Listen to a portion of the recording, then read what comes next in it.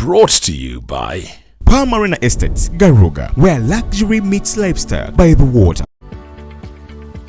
Welcome back to Property 360. Today we are taking on one of the biggest misconceptions in real estate investment. The idea that every beautiful, high-value development automatically makes a profitable investment.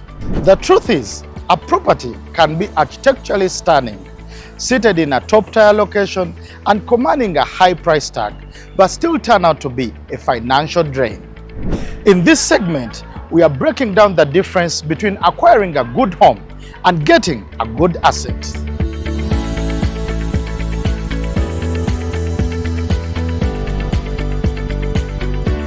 A good home is emotional. It is built for personal taste, architectural prestige, and lifestyle comfort. A good asset, on the other hand, is purely mathematical. It exists to deliver reliable net yields, consistent cash flow, and steady capital growth. When investors buy with their eyes instead of their spreadsheets, they often end up trapped in high-end properties that bleed capital instead of generating income. To know whether a property actually works as a business, you have to look past the fresh paint and evaluate the hard numbers: rental demand, net yield, occupancy stability, resale liquidity, service charges, maintenance cost, macro location, and tenant profile. A massive rental figure on paper means nothing if the high service fees and frequent vacancies wipe out your profit margin. Take tenant profiles and occupancy as an example. A multi-million-dollar luxury residence may look impressive, but the pool of renters who can afford top-tier rates is extremely small. When that tenant leaves, the unit can sit vacant for months, while fixed maintenance and estate fees continue to run up debts. A truly strong asset relies on deep, consistent market demand to keep occupancy high all year round. When resale liquidity dries up and maintenance costs eat your cash flow, that prime location is no longer an asset. It becomes an expensive holding back your portfolio. To break down how investors can properly audit these metrics on site before making a buy, I'm joined by our property analyst, David Owundo from Unicorp Properties. Let me talk about service charges.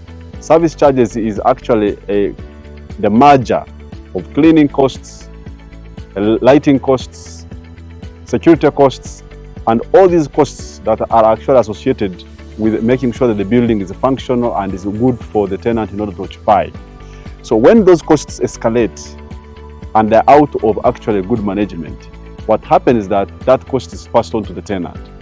When that tenant cost comes up, then it increases, and it means if the rent was supposed to be $15, it becomes $18. The other one is, for example, if you are talking about other costs, which, for example, maintenance. If the building today, the wall fence collapses, you're going to replace that wall fence. And when you replace that wall fence, you're not going actually to keep quiet and say, look, I absorbed that cost.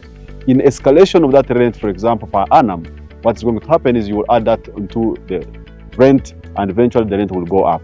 Now, the issue here is, once the rent keeps going up, it becomes unattainable in the long term to find the tenants who can actually afford that building. So in that case, what do?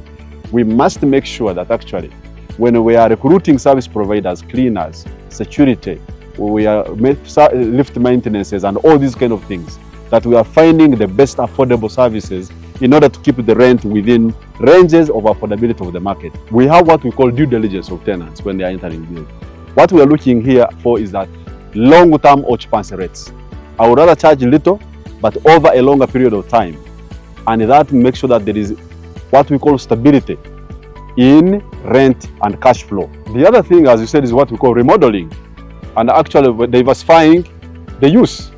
So today, if the bungalow not bringing enough income, what are the options of tearing it apart and put high rise? That's number one. Number two, if it was being used for residential purposes, how do we turn it into office space, given compliance to the rules and zoning rules of that area? But in the future, what I would like to say, Wilberforce, we need to think and appreciate mixed use.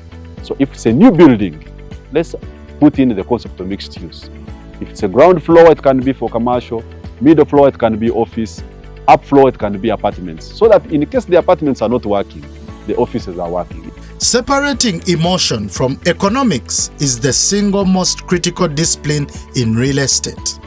Never let architectural beauty mask an asset that drains your liquidity. A home satisfies your lifestyle, but only mathematical rigor protects your balance sheet.